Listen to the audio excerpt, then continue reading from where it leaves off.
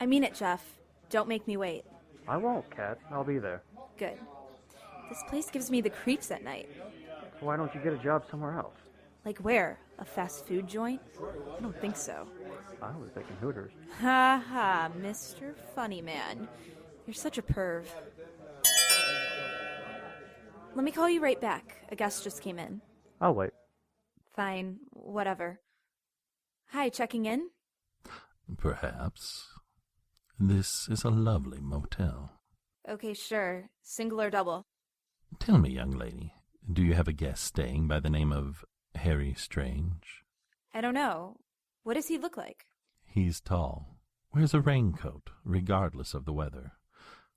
Do you have a register I can check? Yeah, but we're really not supposed to give out information on our guests. Are you a cop or something? Definitely, or something. Couldn't you just peek for me? Just this once. He's an old friend, and I want to surprise him. I don't know. I promise I won't tell. What's that you're reading? Oh, I'm reading it again.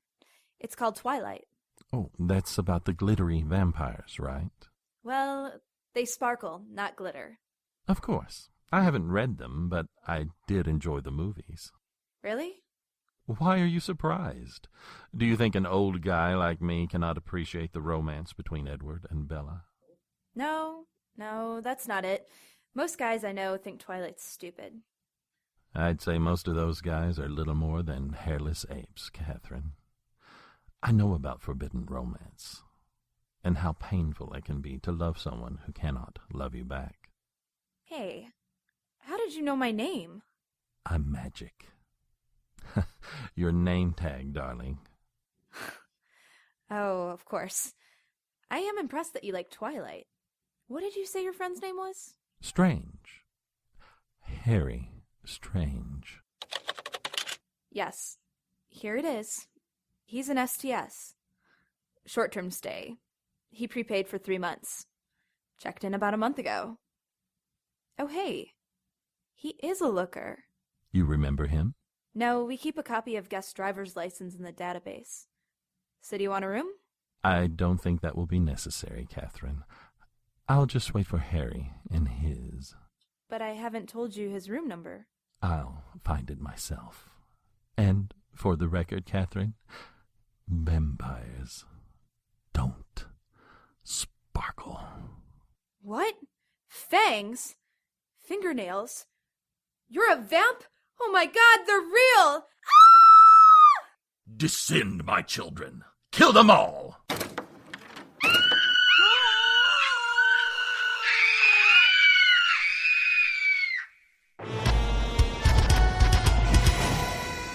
Magic and magical people, the unnatural order is all around us. There are white witches, black witches, demons, vamps, werewolves, shapeshifters, ghosts. It's a protoplasmic party of creature features out there. But unless you know where to look, you won't find them. I know where to look.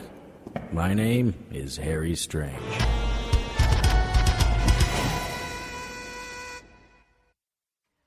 The shroud?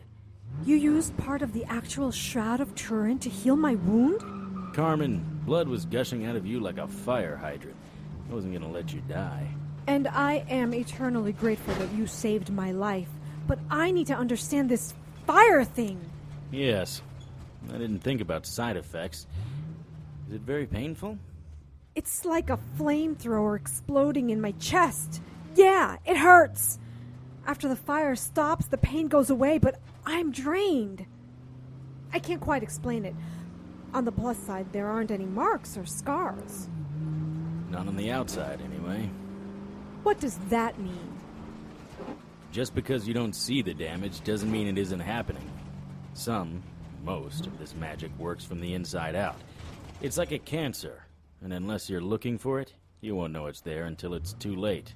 But this is from the Shroud of Turin. How can it be bad? Perception isn't everything. I'd avoid using it. Believe me, Harry, I've never made a conscious effort to self-immolate. The fire has always started after an unnatural attacked me. It's like a self-defense mechanism. Why are you pulling in here? Because this is where I was staying before my unfortunate hookup with Vampire Girl's shotgun. The Barnacle Inn? I've seen condemned halfway houses that looked in better shape than this place. It's out of the way, isolated, and inexpensive. All the things I look for in a hotel. And as long as you don't mind sharing your room with some roaches, it's perfect. This is Florida. Every hotel has roaches. I'm gonna swing by the office and tell them I'm checking out so they can have a refund check ready for me. Maybe you should sleep and shower before you see anyone? You're getting a bit ripe and we could both use some shut-eye. Good point. Charming. All exterior doors. Not very safe. You worried too much. You need to relax, like... that's interesting. A couple of doors are open. There's something else here. You should stay with me. Something bad is here. Do you hear that? I don't hear anything. Exactly. It's... What night is it? Saturday. It's Saturday night and there isn't any activity. Well, it is almost 2 a.m. Technically, it's Sunday. We should still hear something. Look at the frame on that door. It's shattered. Someone kicked it in. This one also. Carmen, follow me. I want to look in this room. The lights aren't working. Do they ever? Good point. Listen. Here, let me shine my flashlight over there. A head popped up from the other side of the bed. Its lips were red with fresh blood and flesh hung from its teeth. The halfling looked as surprised as we were. Luckily, I was faster. What was that? A halfling well on his way to being a full vamp. I mean, what did you shoot it with? My ears are still ringing. Special blend. Gunpowder, silver, garlic, and a couple of secret ingredients. I still have a few friends in the order who keep me supplied. Shine the light over here. Our halfling was young, probably a teenager. I think he was chowing on Mom. Let's see what we have in the bathroom. Oh, look in the tub. That's nasty. We can't help him. Let's get back in the car.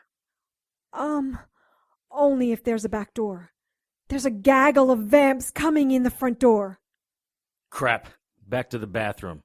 And I believe more than 2 vamps is considered a colony.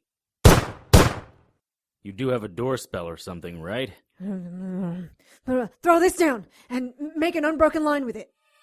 Got it. A vamp was running towards us. I raised my gun to fire. No! Don't shoot!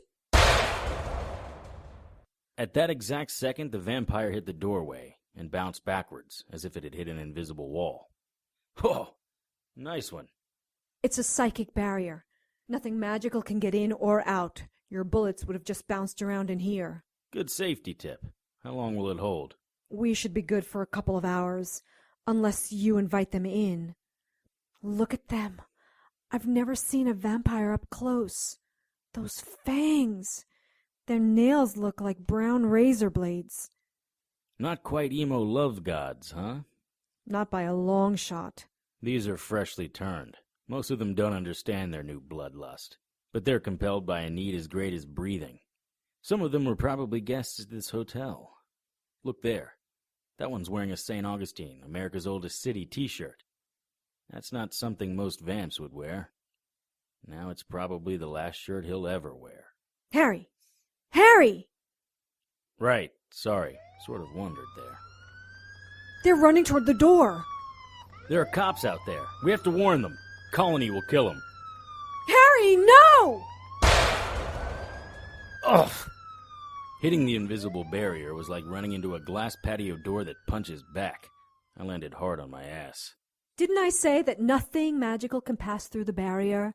Do you ever listen? Take it down! Take it down! Those cops will be killed. Go! I don't think so, bloodsucker.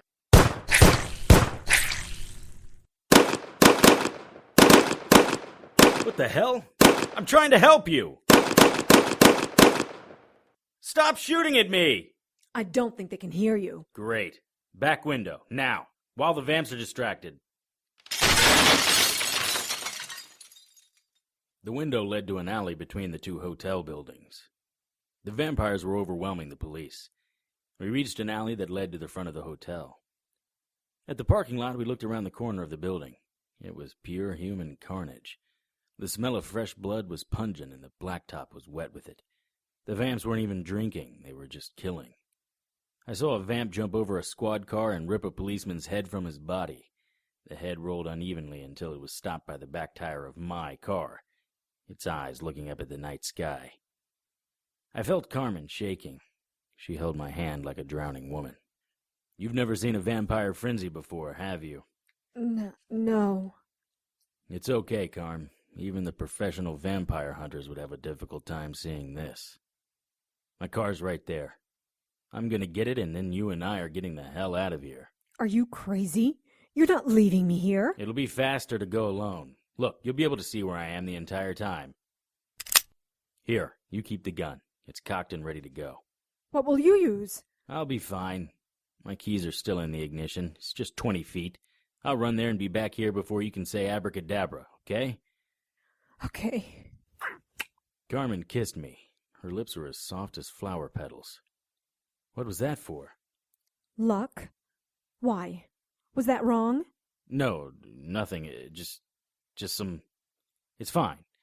Be right back. So far, so good. My keys were where I left them, and the Monte Carlo sounded like a tiger when I started her. I looked over at Carmen and gave her a thumbs up just as 3 vampires dropped in behind her. I tried to wave, but it was too late. One vamp grabbed her and pulled her back into the alley. The gun in her hand fell and discharged uselessly into the air. I punched the gas and the Carlo leapt forward. I drove up on the sidewalk and got as close to the alley as I could. There was a roar like a jet engine, and the alley exploded into flames. It went from night to day in an instant as the wooden structure of the hotel was engulfed in flames. I jumped out of the car and ran into the alley. 2 of the vampires were on the ground, flailing and burning, the moisture in their bodies boiling and bursting. The vampire who had grabbed Carmen was little more than a charred skeleton. His eyes melted into a gelatinous blob above a smoldering hunk of cartilage that had been a nose. The only meat left on his head was charred, blackened by the fire. Carmen was lying on the ground, blue-orange flame shooting from her wound. This wasn't like a flame from a fireplace. This was a flame from an open gas main. Every few seconds, the fire would launch itself, ball-shaped, into the air. A second or so later, another fire would ignite and the process would repeat. I was still 5 feet away from her when I started sweating. Carmen's mouth was open in a silent scream. Her eyes squeezed shut against the pane. I waited for the fire to launch itself into a fireball and slipped my hands under her and lifted her up. The next fire started and my jacket began to burn. As I carried her to the car, the skin on my hands began to melt. The vamps who had been flopping around were still. The air smelled like burning hair and flesh. By the time we got to the car, Carmen's fire stopped. My hands were melted down to the bones. This was much like the pain of hellfire, and I wanted to put my hands in some water. Right now, though, that wasn't an option. We had to get out of here. Unfortunately, I couldn't drive with my hands in their current condition. Carmen, sweetie, I know it's bad, but you need to drive. I can't get my hands around the wheel. I can't. Honey, we can't be here when the police get here. Carmen leaned against the car as I walked back to the alley. Don't leave me. Look what happens when you leave me. My gun. It's the last one I have. I couldn't squeeze my hands. Carmen's fire had burned away most of the muscles, making it impossible to lift anything. Crap. I stood for a second, thinking how to pick up my gun. I looked back at Carmen, who was still leaning against the car door. No damage, my ass. She was albino pale. There was a hole in her shirt from the fire, but I didn't see any damage. I looked back at my gun. I really didn't want to lose this one. It was the last one that I had that would fire my special blend of shells. The barrel lay facing me, the hole still black from its last discharge. Time was ticking and sirens were getting closer. Soon more of the vampires would come over, and I wasn't sure if Carmen could survive another shroud fire. I solved it. I slipped my index finger into the muzzle, pushed the gun back into the wall. Once it was there, I was able to push it up against the wall, balancing it with my other hand. I turned back to the car and was relieved to see Carmen behind the steering wheel. I ran around to the other side. I was unable to open the door, and she leaned over, grimacing, and popped the lock for me. Drive slowly. Don't draw any attention to us. We're just a couple of nosy tourists. Your hands. Did I do that? Don't sweat it. They'll be okay. When you get out to the main road, head to the interstate and go north. We need to put miles, preferably a state, between this motel and us. We need to get you to an emergency room. You're sweet. You were just a human Roman candle and you're worried about my hands. I'll be fine. While we're driving, I'll tell you a little story. One I should have told you years ago. It was 1931 when I met Madeline Nero. The Great War had been over since 1918, and I was too young to have served there, but we were about to enter another war. I don't just mean the economics of the time. Darkness was growing over the earth, but I didn't know it. By the end of 1932, my life and my name would be forever changed. I was working for a private dick named Jake Roscoe. I was late for work. Back in the old days, I went by my given name, Romeo Chase. Nice of you to come in today, Chase. Sorry, Roscoe. I had a late night. Chasing skirts isn't going to help you on the unemployment line. You know there's a depression going on, right? There are 100 other guys out there who would jump at the chance to get your job. But none of them could do it as well as I. Coffee? Sure. I'd love a cup. I meant, is it made? It will be as soon as you make it. Tell me again why I work for you. Because, Chase, you want to learn from the best. Ah, that's right. The best at what? Real funny, kid. Forget the coffee. I'm going to go get a racing form. Maybe grab an egg from the shop down the corner. You man the fort. Manning the fort is my middle name.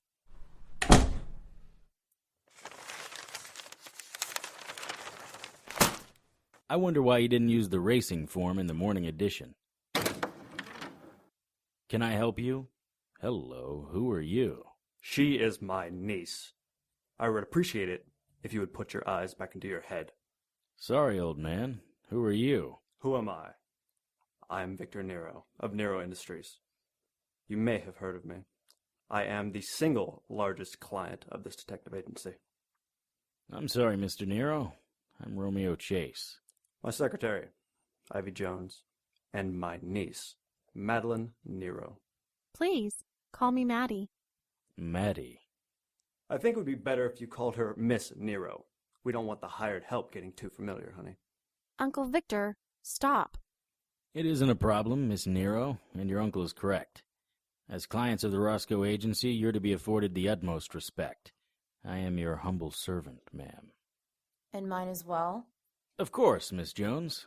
Would any of you like a cup of coffee? No time for that. Is Roscoe here? He just stepped out. I'm surprised you didn't pass him in the hallway. Well, we didn't.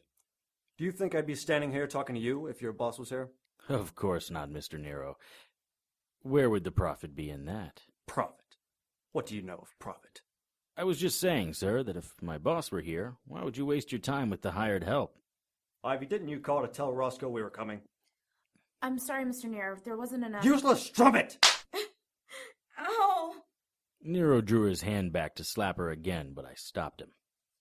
Mr. Nero, sir, with all respect due to a man in your position, I cannot allow you to slap a woman twice for the same offense, even a black woman. You speak as a gentleman, sir.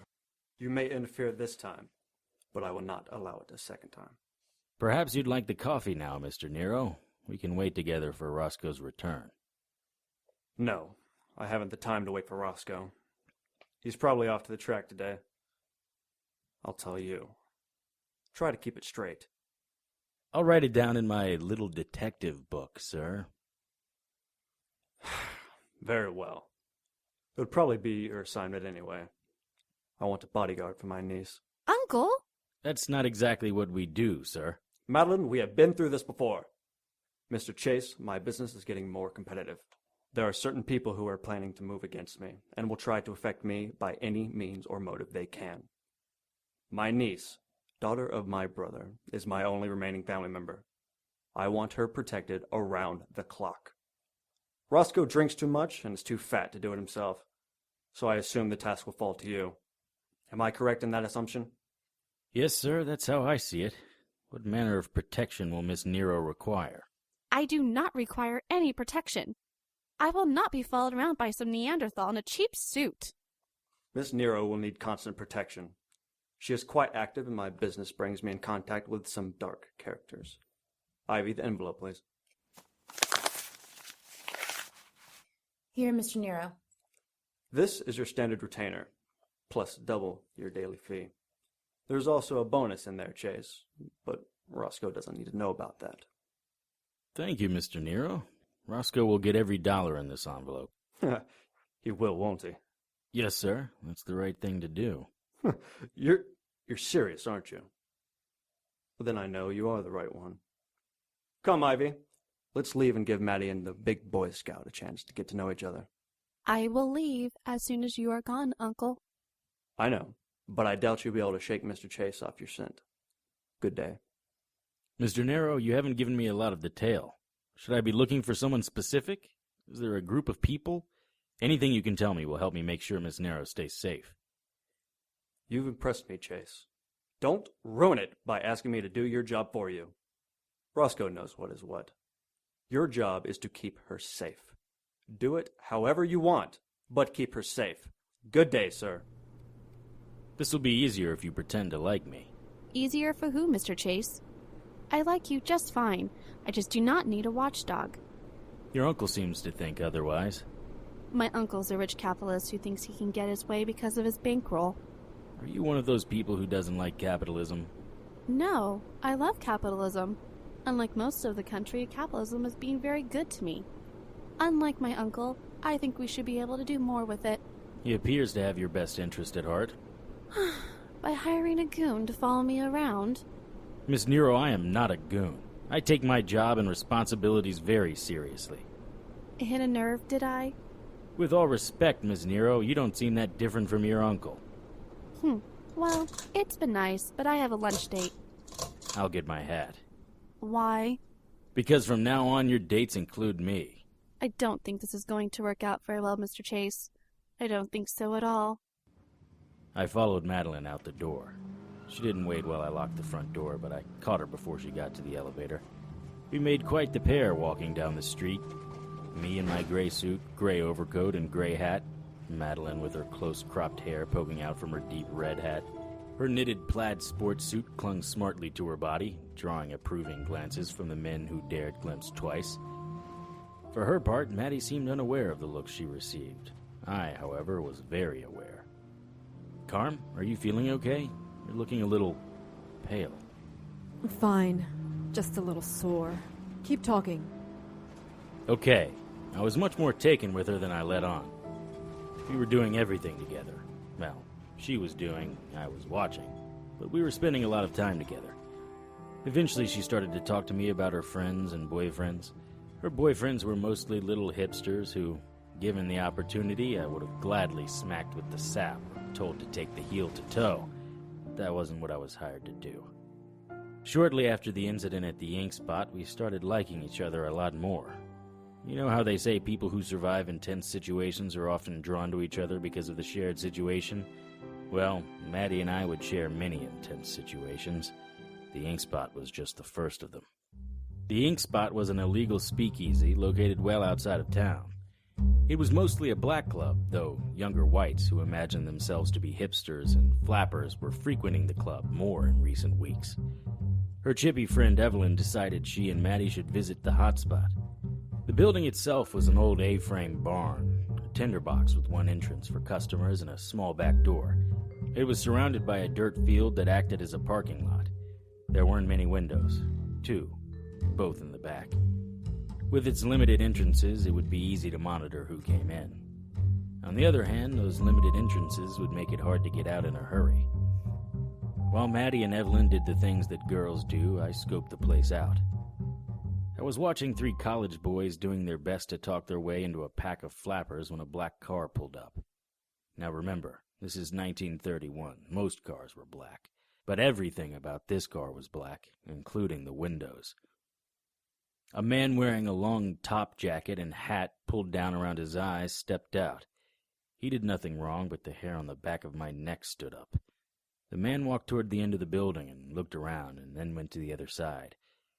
I decided to have a little chat with him and went to the front door. A couple of skirts gave me the once-over, but my focus was on the front door and Maddie. Outside, I lit a cigarette, and the smoke billow made me think of ghosts. Odd, because back then, I didn't believe in ghosts. 3 or more cars pulled into the lot, also all black. Men started piling out of the cars. I thought they were mobsters, but then I saw a flash of their skin. It was sickly pale. I'd seen that color of skin on doughboys returning from the Great One. Most of them didn't live very long. I didn't know who these mugs were, but it was time to go. I went back inside to collect Maddie, who, of course, wasn't where she was supposed to be. Suddenly there was a crash at the back window, and I saw 2 canvas bags land near the bar. The musicians, unaware of what had happened, continued to play. Several of the customers walked towards the bags. I wanted to know what was in them. I wouldn't do that. The bag is moving. But it was too late. One of the men grabbed the sack just as the first snake poked its head out of the top. The rattler snapped hard on the man's hand. While the man tried to shake the snake from his hand, another snake slid out of the sack. And another. And another. More snakes slithered out of the sack. More, I thought, than seemed to fit in the bag. Snakes were coming out of the other sack as well. The man who had been bitten by the first snake had fallen to his knees, his hand already swollen to the size of a watermelon. I needed to find Maddie and get out of there. The snakes were moving towards the crowd. Odd behavior for snakes. I spotted Maddie and yelled for her to stay where she was. She heard and started running towards me, dragging her friend Evelyn by the hand. 3 of the snakes stopped and turned towards Maddie and Evelyn. Maddie started to backpedal towards the bar. I couldn't wait anymore. I drew my gun and fired into the air. The panicking crowd parted briefly. I took advantage of the break and pushed my way through. One of the snakes pulled in front of the others and was gaining on Maddie. I took aim and fired. Its head disappeared under the weight and speed of the slug. The other snakes were almost on Maddie. She scrambled to her feet and pulled a bottle of hooch off the table nearest to her. She poured the liquor on the floor, splashing some on the snakes, and then tossed a lit match. The fire roared up, consuming all but one of the snakes. I got there just as the last snake burst through the fire. I shot twice, killing it within a foot of Maddie. Are you okay? Just a little shook up. It was as if they were after me. I doubt. Where have you been, Swearjaw? I thought your job was to protect us. You're not hurt. No thanks to you. We need to get out. No argument here. No, not towards the front door. Someone wants us to go that way. That's the only door, Mr. Chase. Right. That's why we're going through the back window. What? Why?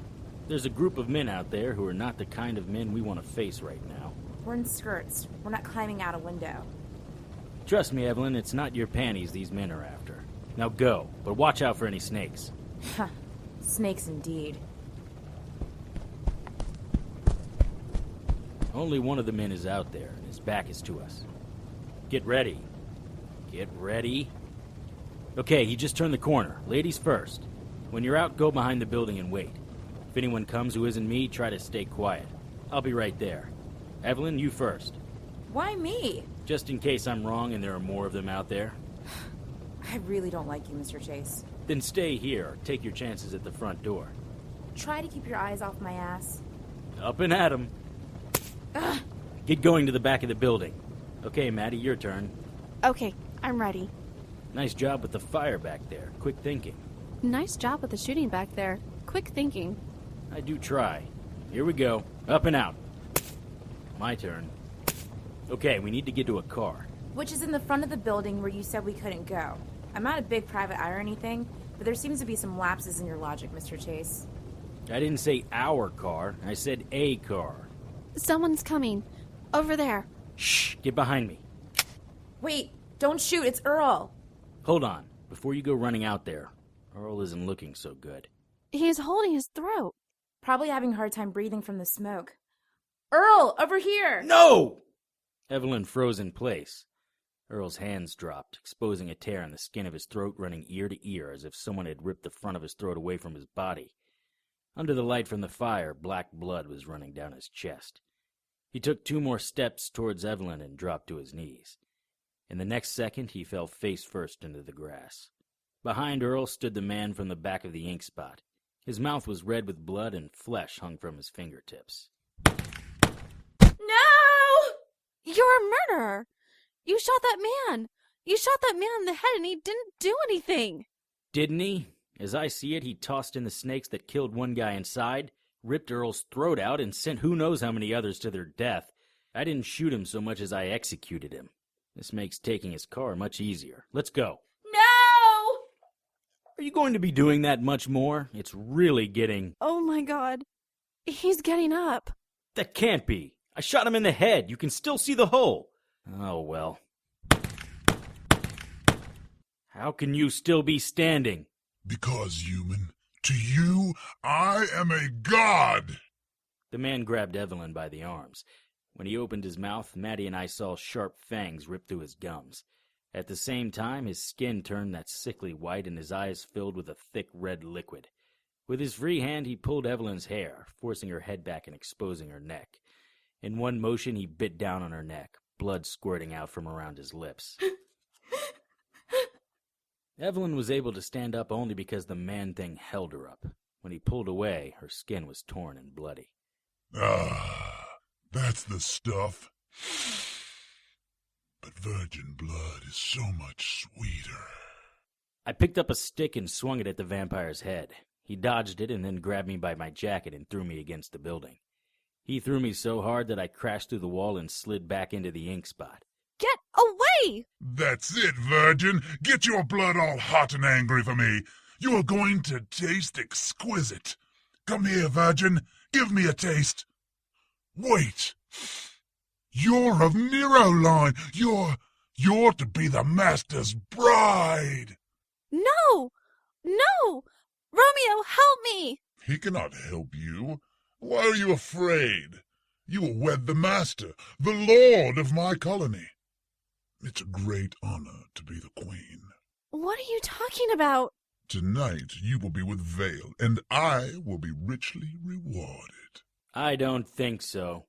I came out of the building with a burning chair leg and rammed it into the vamp's back. He dropped Maddie and spun to face me. His jacket quickly caught fire. The vamp ran around, trying to get the chair leg out of his back. The smell was horrible. After a second, the vamp fell face first into the grass. I pulled the chair leg out of his back and proceeded to bash his head in until all that remained was a pulpy mass of skull, brain, and goo. Romeo! Maddie swooned, as we said back in the day. I picked her up and put her into the vamp's car. We drove through the parking lot, running over vampires and humans. I saw carnage that day that rivaled what we saw a little while ago. I felt a lot like you did, I imagine. It was all I could do to hold my bile down. As we reached the end of the lot, I saw Vale Pierrevim. He looked at me, and even through the black film on the window, I felt his gaze burn into me. Vale started to walk towards the car, and I gunned it. I didn't slow down until we were miles away at my brother's house. That was my first encounter with any of the unnaturals, and the start of Maddie and I falling in love. Okay, Carm, that's enough for tonight. The sun will be up soon, and we can sleep. Pull into the next hotel. Even if the vamps followed us, they'll wait until tonight to strike. By this time tomorrow, either Vale or I will be dead. Tonight's episode, Harry Strange 114, Romeo Chase, was written and directed by Tony Serecchia and produced by Brienne Ahearn. All material is copyright by Tony Serecchia and used with his permission. Featured in tonight's cast were Casey Morgan, William Graves, H. Keith Lyons, Sylvia Galan, Kellen Stennett, Ed Bonza, Brie Ahearn, Andrea Laing, and Jason Tyler. Harry's opening theme music was written and performed by Lance Hogan and is copyright by Lance Hogan and used with his permission. Contact Lance at his email, hauganl@yahoo.com. Incidental music was written and performed by Kevin MacLeod and is copyright by Kevin MacLeod and used with his permission. Visit Incompetech.com for more of Kevin's music.